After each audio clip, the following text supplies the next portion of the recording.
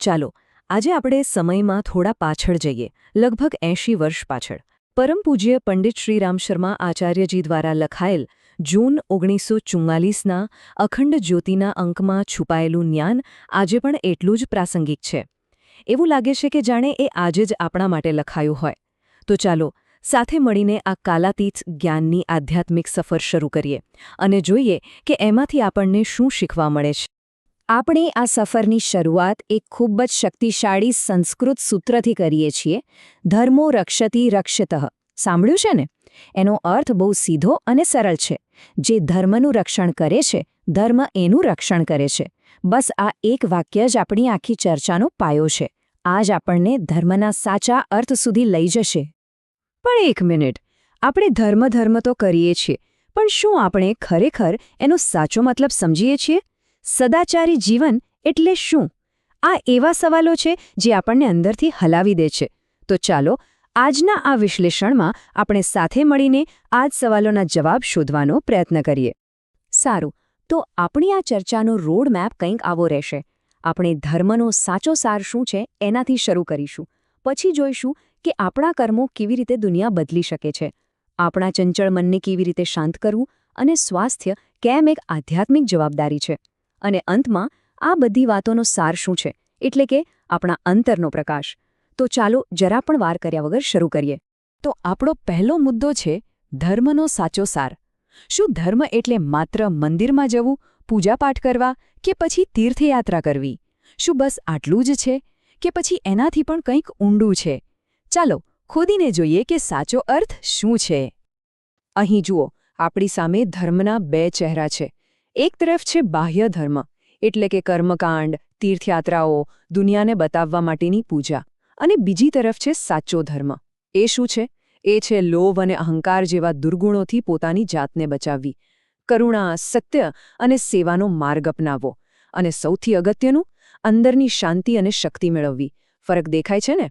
એટલે કે સાચો ધર્મ કોઈ સોદો નથી કે ભગવાનને પ્રસન્ન કરવા માટે કંઈક કરી દીધું. ના, એ તો આખા ચારિત્રનું, આપણા સ્વભાવનું પરિવર્તન છે. બહાર શું કરીએ છીએ એના કરતાં અંદર આપણે કેવા છીએ એના પર બધો આધાર છે. સારું, તો હવે આપણે ધર્મના આંતરિક સ્વરૂપથી આગળ વધીને એ જોઈએ કે આપણું આચરણ, આપણું વર્તન એ કેવી રીતે આપણી આખી દુનિયા બદલી શકે છે. આપણા કર્મોમાં કેટલી તાકાત છે એ સમજીએ. આ વાતને સમજવા માટે એક બહુ સરસ વાર્તા છે, જે સદવ્યવહાર કા અચૂક અસર માંથી લેવામાં આવી છે. આ વાર્તા એક રાજાની છે અને એનાથી આપણને ખબર પડશે કે સારા વ્યવહારની અસર કેટલી જબરદસ્ત હોય છે. તો વાર્તા એમ છે કે એક બહુ કઠોર રાજા હતું. એક રાત્રે એને એક દયાળુ સાધુનું સ્વપ્ન આવ્યું અને બસ એનું હૃદય પીગળી ગયું. એણે નક્કી કર્યું કે હવેથી હું પણ દયાળુ અને મધુર બનીશ. અને થયું શું? એની આ નમ્રતા જોઈને એના મંત્રીઓ અને પ્રજા પણ બદલાવા લાગ્યા અને જોતજોતામાં તો આખું રાજ્ય શાંતિ અને કરુણાનું ઘર બની ગયું. આ જ તો છે સારા વ્યવહારનો જાદુ. એ ચેપી હોય છે. અને આ વાર્તાનો સાર શું છે? બહુ જ સુંદર વાક્ય છે. જેવો તે વ્યવહાર કરતો હતો તેવું જ તેને બીજામાં પોતાનું પ્રતિબિંબ દેખાતું હતું. વાહ! મતલબ કે આપણી આસપાસની દુનિયા બીજું કંઈ નહીં પણ આપણા પોતાના જ સ્વભાવનો એક અરીસો છે. સારું, પણ આ બધું, સારો ધર્મ, સારો વ્યવહાર કરવું સહેલું નથી. કેમ? કારણ કે આપણી અંદર જ એક યુદ્ધ ચાલી રહ્યું છે. અને યુદ્ધ છે આપણા પોતાના ચંચળ મન સાથે. આ જ સૌથી મોટો અવરોધ છે. તો ચાલો જોઈએ કે આ મનને કેવી રીતે કાબૂમાં લાવી શકાય. આ લેખમાં એક શબ્દનો ઉલ્લેખ છે, ચંચળતા, એટલે કે મનની અસ્થિરતા.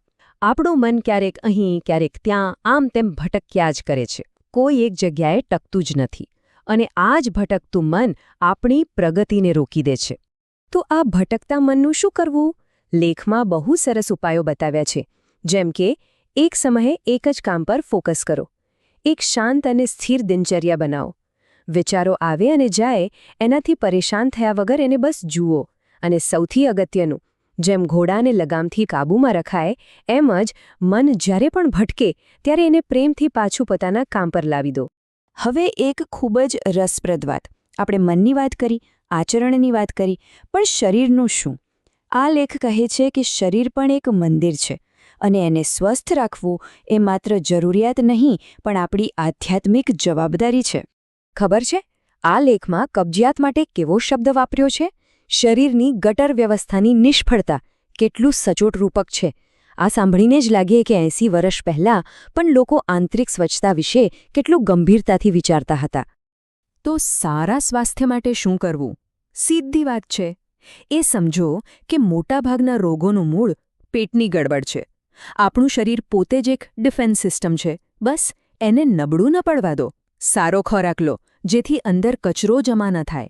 અને યાદ રાખો, સારું સ્વાસ્થ્ય કોઈ લક્ઝરી નથી, એ તો આધ્યાત્મિક જીવન જીવવા માટેનું પહેલું પગથિયું છે. તો ચાલો હવે આપણે આખી ચર્ચાનો સાર કાઢીએ. આ બધા મુદ્દાઓને જોડીને જોઈએ કે છેવટે આંતરિક પ્રકાશ શું છે.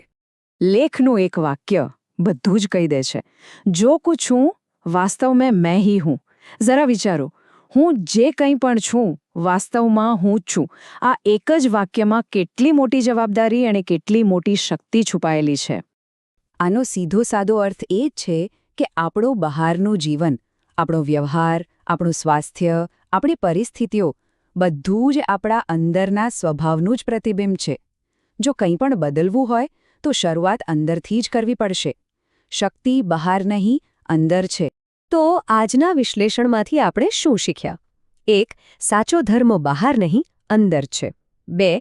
આપણો સારો વ્યવહાર આખી દુનિયા બદલી શકે છે. 3. મનને સ્થિર કર્યા વગર કશું નહીં થાય. 4. શરીરનું ધ્યાન રાખવું એ પણ એક આધ્યાત્મિક કામ છે. અને 5. ખુશી અને શાંતિનો ખજાનો ક્યાંય બહાર નથી, એ આપણી અંદર જ છે. જો સાર્થક જીવનનો સ્ત્રોત આપણી અંદર જ છે, તો પછી આપણી યાત્રા ક્યાંથી શરૂ થવી જોઈએ? ધર્મથી, આચરણથી, મનથી કે પછી શરીરથી? આ એક સવાલ છે જેનો જવાબ આપણે સૌએ પોતાની અંદર જ શોધવાનો છે. ચાલો આ વિચાર સાથે આજની વાત પૂરી કરીએ.